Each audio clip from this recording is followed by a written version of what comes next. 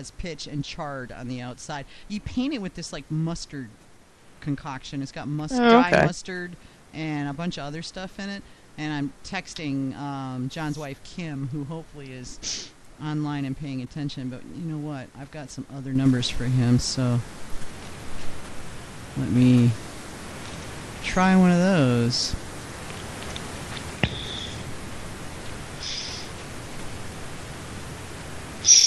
And sooner or later, we will figure out how to have commercial breaks and do this so that it's behind the scenes. Yeah, so that we can actually bring them in without the phone ringing. So, yeah, bear with us, guys. We were actually just talking to Ryan about that, and he's a musician, and he's going to maybe help us with that stuff.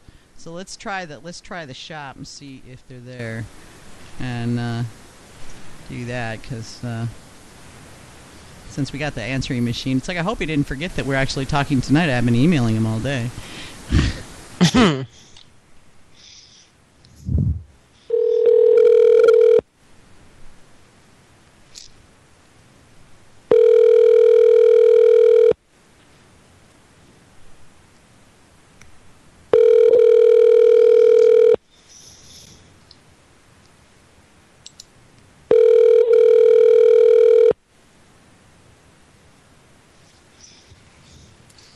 Thanks for calling Winter Winery. Sorry, we can't come to the phone right now. Seriously. Please leave a message and we'll get back to you. Wait, we're just batting 1,000 tonight, aren't we? Yeah, Oh my God, right. Seriously. All right, I got one more number to try. And I copied and pasted that number to make sure that I got it right too. So go figure. Well, I've typoed my own phone number when giving it to someone else, so... Oh, yeah, I know, right? It happens. All right, let's try this one. Guys, thank you for being patient. This is, like, really embarrassing, but, oh well. These things happen.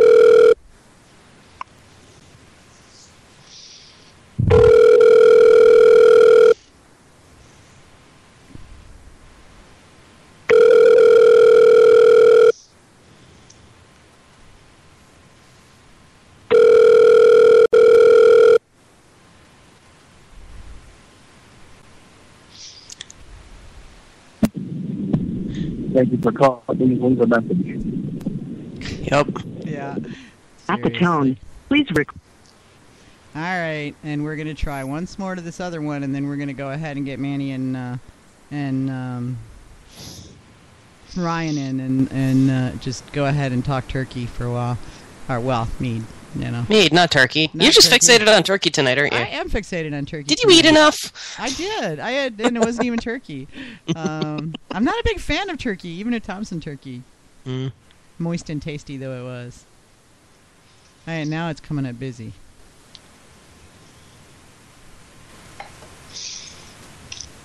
All right, so, okay. Talk a little bit, AJ, about what your plans are with this new segment, and I'm just going to try to get Kim. So let's talk about that, because I think people are probably going to be pretty interested in that. Okay. Well, the idea was to sort of get back to basics, and, I was going to go through the forum, and, well, having gone through the forum for years, there's a lot of questions that people ask over and over and over and over and over and over and over and over. So what I was thinking of doing was starting by answering some of these questions that get asked over and over, and try to figure out why people keep asking these same questions all the time. And then Gunnet00 asked about the basics, because to be fair, we've been getting into some pretty high level stuff talking to Pete, and we just got them in. Keep talking. And so what I wanted to start with was the basics. So, that's what I had to plan for tonight is, where do I start? Okay, I like it. John, is that you? That's me. Sorry. Those darn musicians were too loud. Those darn musicians, boy! I just can't. And it's fun because we're doing a segment after we get after we finish talking with you, and one of the guys that is going to be part of the conversation about basically making mead back to the basics. AJ's got a new segment that she's launching tonight. Is a lifelong musician himself. Nice. Yeah. So if you're maybe I don't know what all you got going on, but if you want to stick around, you're more than welcome to. Welcome to the show, and sorry about that. Everybody out there was like, "Why are you calling all these?" I'm calling all these different numbers, and they're all rolling to voicemail. And it's like, what have I done wrong? John hates me. I'm texting Kim, going, "Kim, he's not answering the phone. Where is he?" Well, I'm here now. You are. And yeah, enjoying a nice. Well, let's see. What do we call it? Black mead, honey and black mead spirits. So. Ooh, really? Is this a new spirit from the one that you gave me last year? Oh yeah. Oh, really? So we can't call it brandy because it's made with honey, believe it or not. So.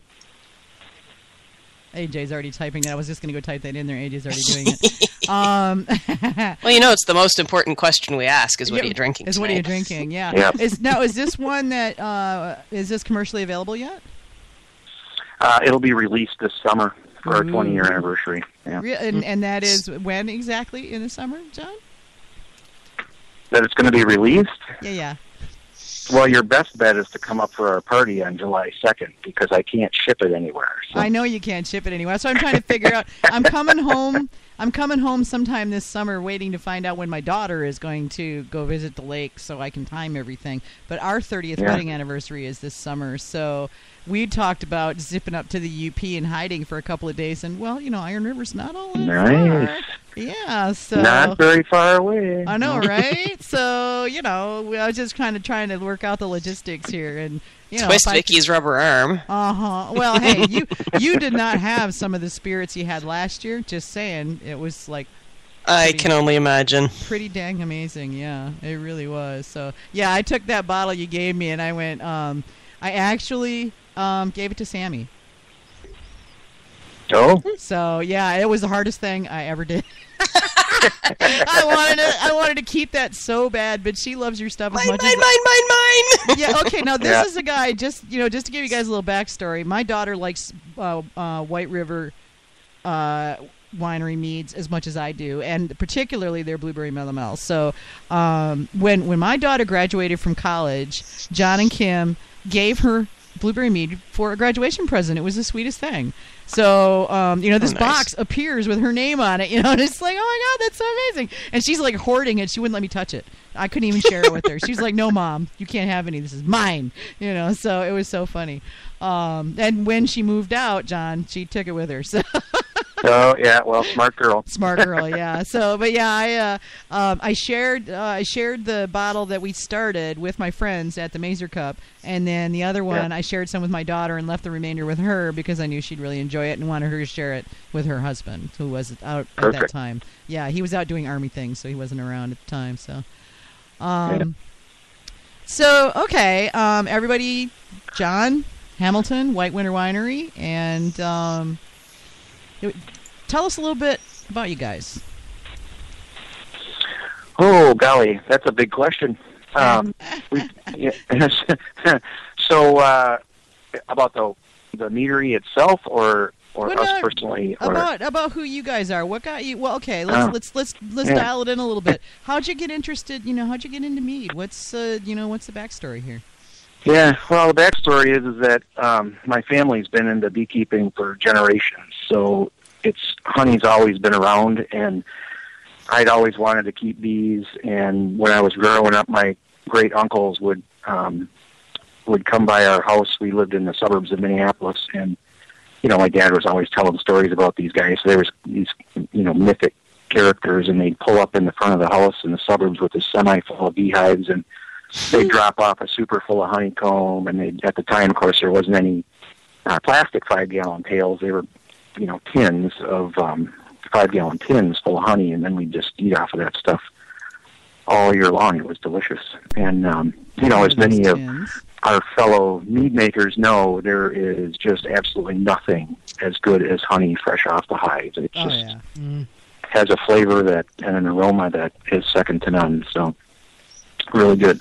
So that's kind of where this whole fascination with honey got started, and I actually wrote my very first research paper in like 7th or 8th grade on beekeeping, And, of course, in doing the research for that, I always came across these references for mead, and I'm thinking, as I got a little older from being 13 or 14 and into 15, 16, 17, it's like, it might be a whole lot easier to make this alcoholic beverage instead of trying to get to the liquor store to score a keg of beer or something like that. And try to convince somebody to go in and buy for you, right? Mm-hmm. Yeah, and there's a whole other story behind that, but it's kind of crazy. We were stuck with just letting cider go hard in our lockers, but all right, Yeah.